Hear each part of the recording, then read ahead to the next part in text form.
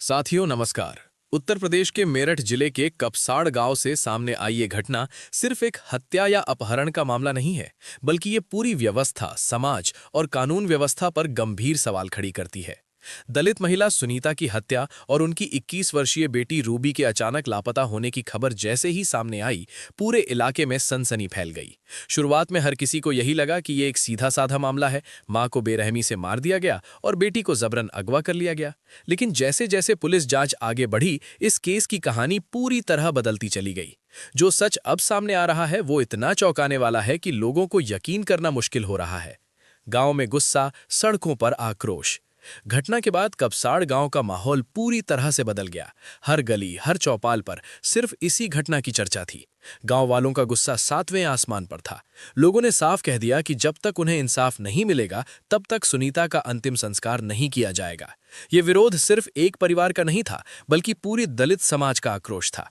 मामले की गंभीरता का अंदाजा इसी बात से लगाया जा सकता है कि खुद को दलितों की आवाज बताने वाले नगीना से सांसद चंद्रशेखर आजाद भी मौके पर पहुंचने के लिए निकल पड़े। जब चंद्रशेखर आजाद मेरठ पहुंचे और कपसाड़ गांव जाने लगे, तो पुलिस ने उन्हें रास्ते में ही रोक दिया। प्रशासन का कहना था कि गांव का माहौल बेहद तनावपूर्ण है और किसी भी बड़े नेता की एंट्री से हालात बिगड़ सकते हैं। लेकिन चंद्रशेखर आजाद रुके नहीं। वे बाइक पर सवार हुए, पुलिस से उनकी झड़प हुई और हालात इतने बिगड़े कि उन्हें सड़क पर दौड़ना पड़ा। हालांकि तमाम कोशिशों के बावजूद उन्हें घटनास्थल तक पहुंचने की इजाजत नहीं दी गई। यहीं से इस मामले ने राजनीतिक रंग भी पकड़ लिया। अब चलिए जानते हैं आखिर हुआ क्या था। तारीख 8 जनवरी 2026, समय करीब 8 बजे। सुनीता अपनी बेटी रूबी के साथ रोज की तरह खेत में गन्ना काटने के लिए निकली थी। सर्द सुबह थी, खेतों में कोहरा छाया हुआ था। तभी अचानक पीछे से 2 युवक वहां पहुंचे। बिना कुछ कहे सुने उन्होंने रूबी का हाथ पकड़ा और उसे अपने साथ खींचने लगे। मां सुनीता ने जब ये देखा तो वो घबरा गईं। उन्होंने पूरी ताकत से विरोध किया, चिल्लाईं और बेटी को बचाने की कोशिश की। यहीं से हालात बेकाबू हो गए। आरोप है कि दोनों युवकों ने सुनीता के साथ गाली गलौज शुरू कर दी। जाति सूचक शब्दों का इस्तेमाल किया गया और फिर खेत में रखा गन्ना काटने वाला फरसा उठा लिया गया। सुनीता के सिर पर जोरदार वार किया गया। वे वहीं गिर पड़ी, खून से लथपथ। इसी दौरान आरोपी रूबी को लेकर मौके से फरार हो गए। अस्पताल में मौत, बेटी गायब। कुछ देर बाद गांव वालों की नजर सुनीता पर पड़ी। उन्हें अधमरी हालत में अस्पताल पहुंचाया गया, लेकिन इलाज के दौरान उनकी मौत हो गई। इधर रूबी का कोई पता नहीं था। मां की मौत और बेटी के लापता होने की खबर ने पूरे गांव को हिला दिया। लोगों का गुस्सा फूट पड़ा। पुलिस एक्शन में, 48 घंटे की चुनौती। मामले की गंभीरता को देखते हुए मेरठ पुलिस तुरंत हरकत में आई। कई टीमें बनाई गईं, मोबाइल लोकेशन खंगाली गईं, सीसीटीवी फुटेज खंगाले गए। लगातार दबाव और विरोध के बीच पुलिस ने दावा किया कि 48 घंटे के अंदर इस केस को सुलझा लिया गया। पुलिस ने दोनों आरोपियों पारस सोम और सुनील सोम को गिरफ्तार कर लिया। साथ ही रूबी को भी सुरक्षित बरामद कर लिया गया।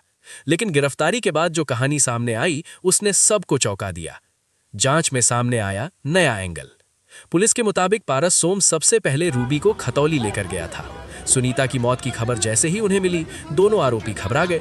इसके बाद वे दिल्ली पहुंचे, एक होटल में रात बिताई, फिर गुरुग्राम गए और एक दोस्त के यहाँ रुके। पारस सोम लगातार मीडिया के जरिए गांव के हालात पर नजर बनाए हुए था। जैसे ही माहौल बिगड़ता दिखा, वो रूबी को लेकर ट्रेन से सहारनपुर पहुंच गया। सहारनपुर के टपरी गांव में उसकी बहन रहती है। वहीं दोनों रुके और फिर हरिद्वार जाने की तैयारी होने लगी। लेकिन ट्रेन में की गई एक फोन कॉल ने सारी साजिश नाकाम कर दी। एक सहयात्री के मोबाइल से कॉल की गई, जिसे पुलिस ने ट्रेस कर लिया और वहीं से पारस सोम पुलिस के हत्थे चढ़ गया। लव एंगल या बहाना? पुलिस कस्टडी में पारस सोम ने बड़ा दावा किया। उसने कहा कि रूबी के साथ उसका 3 साल पुराना प्रेम संबंध था। दोनों कॉलेज के समय से एक दूसरे को जानते थे। परिवार रूबी की शादी कहीं और तय कर चुका था, जिससे दोनों परेशान थे। इसी वजह से दोनों ने घर से भागने का फैसला किया। लेकिन जब मां सुनीता ने विरोध किया तो हालात बिगड़ गए। हाथापाई हुई और उसी दौरान फरसे से हमला हो गया। पुलिस को शक, कहानी पर भरोसा नहीं। हालांकि पुलिस इस बयान को पूरी तरह सच मानने को तैयार नहीं है।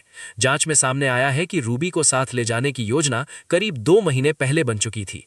फिलहाल रूबी को आशा ज्योति केंद्र में महिला पुलिस की निगरानी में रखा गया है। उसके बयान अभी दर्ज नहीं हुए हैं। मजिस्ट्रेट के सामने बयान के बाद ही तय होगा कि यह मामला अपहरण, साजिशन हत्या या प्रेम प्रसंग का है। अब सबसे बड़े सवाल। अब इस केस में कई बड़े सवाल खड़े हो चुके हैं। क्या रूबी अपनी मर्जी से गई थी या उसे जबरन अगवा किया गया?